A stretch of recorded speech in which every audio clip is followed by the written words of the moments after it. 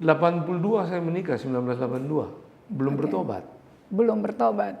Oke. Itu babak belur. Ya, babak belur tuh pemikiran saya kan saya enggak menikmati kasih orang tua ya.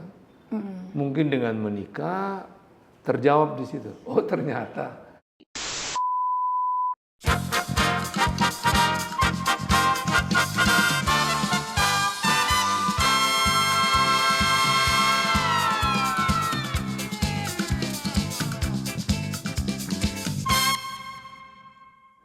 Hai Om. Halo. Welcome back to Palu. Thank you. Jadi ini terakhir kali kesini kapan ya Om? Tahun kemarin ya. Tahun kemarin. Tahun kemarin lalu saya sempat dengar Om Frankie sempat melewati tsunami juga ya kan di sini. Oh iya. Masa-masa itu ada di Palu. Oke, kebetulan saya nggak di situ waktu itu. Nggak di Palu maksudnya Om. Saya di Poso, tapi saya dengar Om di sini melalui banyak banget. Saya mau dengar cerita nanti mengenai itu, tapi sebelum kita ke sana, saya ingin tahu history backgroundnya dari Om Frankie nih. Biasanya kan cuma lihat di mimbar nih, sharing, khotbah, cerita. Saya ingin ngulik sedikit masalah dari pribadi Om Frankie. Banyak juga enggak apa-apa. Oke, silakan Om.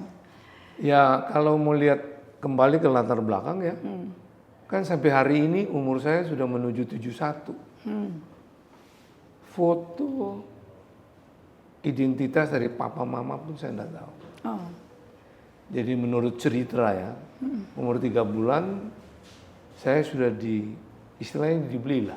Kalau orang Tionghoa memberi sesuatu pada orang yang ada berhubungan dengan kepentingan mereka, itu istilahnya hangpao. Oke. Nah, itu saya dibeli itu dengan Rp5.000 tahun 1954. Ya. Tapi kalau di kurs sekarang lumayan tinggi lah. Ya, ya. Jadi sudah itu putus hubungan antara orang tua angkat dan orang tua kandung. Tapi menginjak saya dewasa, saya mulai lihat perbedaan kulit saya dengan orang tua. Saya selalu tanya, mereka bilang, enggak, kamu tuh anak kandung. Tapi dalam suatu komunitas saya ditolak. Ada yang bilang, kamu suku inilah, kamu suku inilah. Apalagi dulu antara suku Tionghoa dan Indonesia itu kan hubungannya zaman gestok itu kan tidak baik.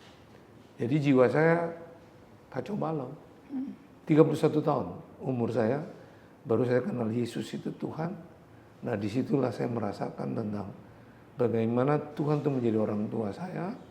Dan saya tahu tujuan hidup saya dan tujuan menikah. Sehingga sampai hari ini makin umur makin bertambah, makin haus dan lapar akan pribadi itu yang Yesus namanya, itu semakin mengerti bahwa kita harus memulai dari kebenaran, mengakhiri dalam kebesaran Tuhan. Nah, tadi Om bilang sempat di lingkungan sempat tertolak dan sebagainya. Itu masa-masa sekolah, kuliah atau kapan? Atau waktu masih kecil sekali? Masa kecil, remaja, dewasa, sampai umur 31 tahun. Sampai terus masih. Dan sampai hari ini pun hal itu bisa menjadi perbincangan. Cuma ya kalau sekarang hal itu orang perbincangan, saya malah senang. Saya bisa bersaksi tentang Yesus itu Tuhan, Raja di atas segala raja, dan dia adalah Juru Selamat. Berarti sudah bisa menyingkapi dengan cara pandang yang berbeda. Oke, nah terus waktu mulai memasuki pernikahan nih, ya kan? Ini sebenarnya pernikahan ini topik yang paling enak nih Om buat dibahas. Karena setiap pasangan itu pasti punya cara pandang yang berbeda dong.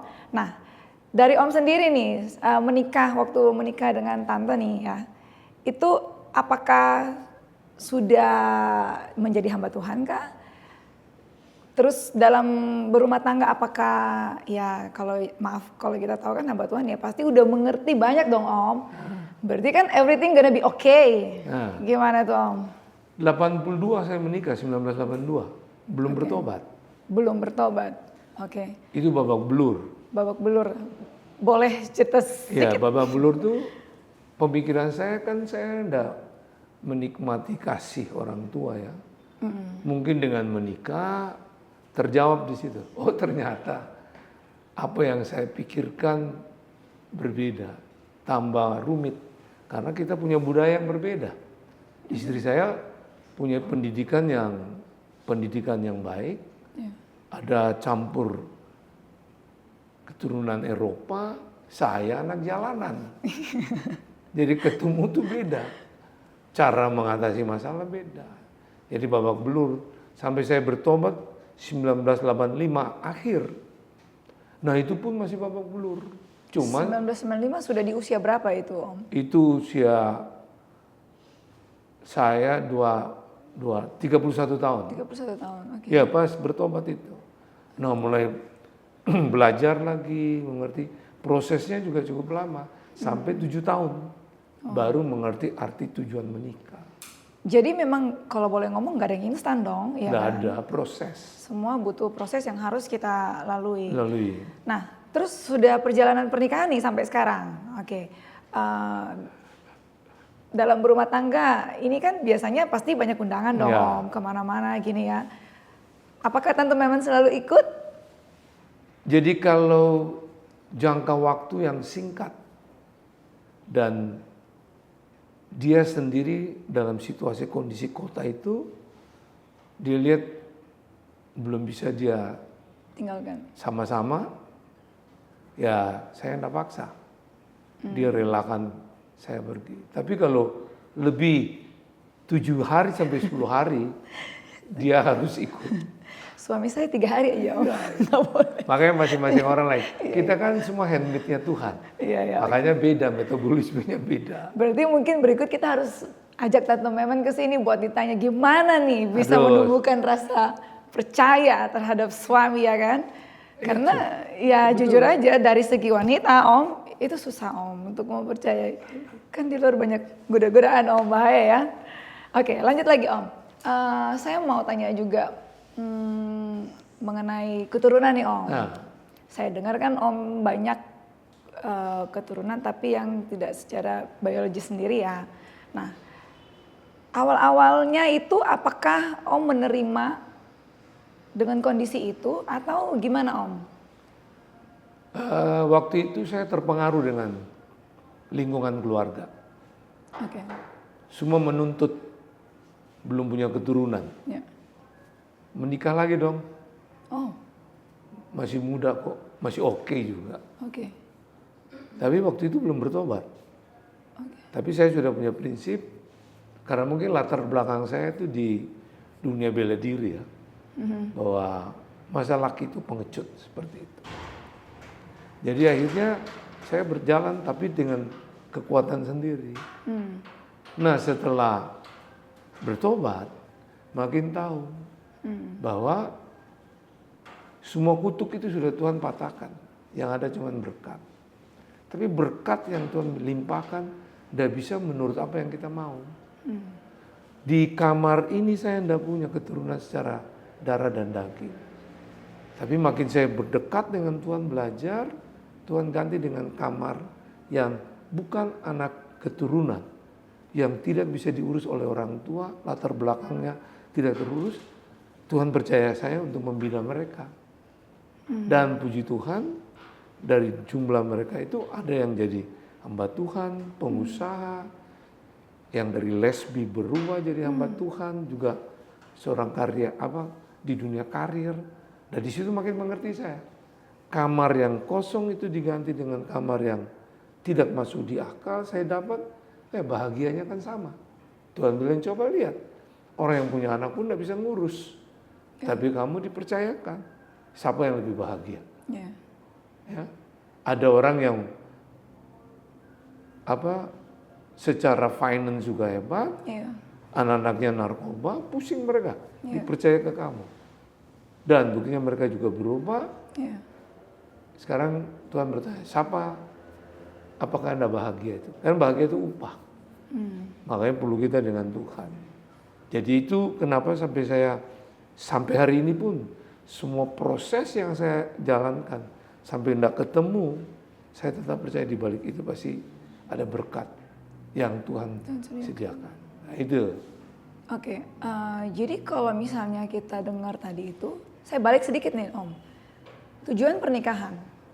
Kebanyakan kan orang ya tujuan menikah anak dong, goalsnya, ya kan. Nah, Tapi sebenarnya yang dari awal Tuhan menciptakan kita, Tuhan sampai buat Adam dan Hawa bersatu, tujuannya itu sebenarnya apa sih? Nah ini yang saya ketemu selama panggilan sebagai hamba Tuhan. Karena mereka tidak tahu tujuan pernikahan. Selalu yang dibicarakan maunya bahagia, Iya. harmonis, Iya. punya keturunan. Ya, sukses, Jadi karir. dianggap kan sudah jomblo lagi. Iya. Jadi itu kan semua hanya karena sesuatu yang dilihat upahnya. Ya. Semua itu penting, tapi bukan terpenting. Terpenting itu tahu tujuan menikah. Nah tujuan menikah itu Kejadian pasal 1 ayat 26 sampai 28. Tuhan bilang mari kita jadikan manusia serupa dengan gambar kita. Berarti tujuan orang menikah mewujudkan gambar Tuhan. Mewujudkan gambar Tuhan dalam kehidupan mereka. Sehari-hari. Punya anak mereproduksi gambar Tuhan. Sehingga orang melihat dalam suami itu ada Tuhan, dalam istri ada Tuhan, dalam anak-anak ada Tuhan. Itu tujuan kita menikah. Sehingga kalau terjadi percecokan, misalnya istri datang dengan emosi yang keluar dari firman. Suami udah tahu, itu bukan terang Tuhan. Itu gelap. Berarti dia bermain-main dengan sistem dunia, daging atau kerajaan iblis. Jadi karena dia tahu, ya dia bisa mengampuni, mengasihi. Sambil dengan hidupnya dia menjadi nyata, oleh perbuatan hidupnya tuh si istri bisa berubah. Karena terang dengan gelap pasti gelap kalah. Nah itu sampai hari ini kita pegang. Jadi sampai hari ini saya sudah menikah 42 tahun. Proses tetap jalan. Tidak usah jauh-jauh. Wanita makin berumur lipstiknya warnanya pasti beda. Itu kan problem juga. Cara berpakaian beda. Cara berpayah juga beda. Berjalan pun berbeda. Apalagi kalau nanti makin obesitas. Jalannya kan sudah tidak langsung. Jadi perlu mengerti bahwa tujuan kita menikah itu mewujudkan gambar Tuhan. Sekalipun hal fisik perlu, tapi itu bukan terpenting. Termasuk hal seks, itu penting, tapi bukan terpenting. Karena ada masa-masanya kan orang istilahnya tinggal kenangan dalam hal seks. Nah kalau dia tidak mengerti tujuan menikah, itu akan jadi repot. Nah itu. Makanya saya pernah lihat itu Om, ilustrasinya itu piramid. Jadi yang the first step itu God, terus di atasnya itu adalah suami atau istri, terus naik anak dan sebagainya. Nah ketika piramidnya dibalik, berarti kan fondasinya jadi di atas. Yang terpenting yang kita mau capai dulu kan yang ujung yang runcing. Maka akan goyanglah kalau Tuhan itu ditaruh di kesekian. Prioritas yang kesekian Om. Sama seperti tadi waktu Om bilang, sebenarnya tujuan pernikahan itu adalah menjadi serupa dengan Tuhan. Mewujudkan gambar Tuhan dalam keluarga. Makanya suami istri itu dalam berumah tangga memang nggak gampang Om. Banyak cekcok karena mau menjadi serupa menjadi satu. Tapi di mana hubungan suami istri itu jadi bagus, seturut dengan apa yang Tuhan mau, maka makin ke atas piramid, setelah hubungan suami istri, anak, dalam mendidik pun itu pasti akan lebih baik. Karena banyak sekali masalah yang kita temui sekarang ini Om, mendidik anak itu akan menjadi masalah. Kalau hubungan suami istri ternyata yang tadi Om bilang itu belum mendapatkan tujuan awalnya. Oke. Iya sih, betul. Kalau orang sudah tahu tujuan pernikahan, punya anak pun dia makin jelas. Iya. Karena terang dan gelap pasti menang terang. Iya. Nah tinggal bagaimana kita mau hidup itu enggak. Iya. Karena firman itu memerdekakan. Karena dibilang Yesus itu adalah terang dunia. Kalau kita sudah terima dia ada dalam kita, kita dalam dia. Berarti di mana kita bergerak, terang itu tetap bersama kita. Nah seringkali orang keluar dari terang itu, dia lebih pakai sistem dunia, daging atau kerajaan iblis. Nah itu jadi kacau. Kembali mesti ke situ. Jadi antara suami istri harus belajar ke situ untuk melatih hidup menggenapi tujuan daripada pernikahan. Satu pertanyaan sebelum kita pindah topik berikutnya Om. Siapa yang harus memulai, suami kah atau istri kah? Atau siapa yang lebih berinisiatif duluan? Tidak bisa tentukan siapa lebih dulu. Jadi setiap kita kalau kita mencintai Tuhan, mengasihi dia, orang mengasihi Tuhan orang yang mau menuruti perintahnya. Orang yang menuruti perintah pasti dikenal Tuhan. Nah masing-masing punya putusan. Kalau saya tahu saya dikenal Tuhan, nggak usah tunggu siapa lebih dulu. Kita memulai. Iya. karena sering kalau istri bilang gini, kok kan imam, jadi kau yang duluan. Nah terus yang imamnya juga ngomong, kan ada perintahnya, tunduklah, jadi istri yang duluan. Nah makanya sering kan orang pakai ayat itu kan untuk perang-perangan. Iya betul. Sebenarnya ayat itu berbicara, yang berbicara itu Tuhan, bukan kita. Nah Tuhan yang berbicara itu sudah ada dalam kita. Kalau kita tahu dia sudah ada dalam kita, dia yang berbicara, hidupilah. Kalau kita nggak mau, ya itu. Kita masih mau bergerak sesuai dengan daging kita. Nah, itu yang paling berbahaya. Masing-masing menjalankan perannya masing-masingnya.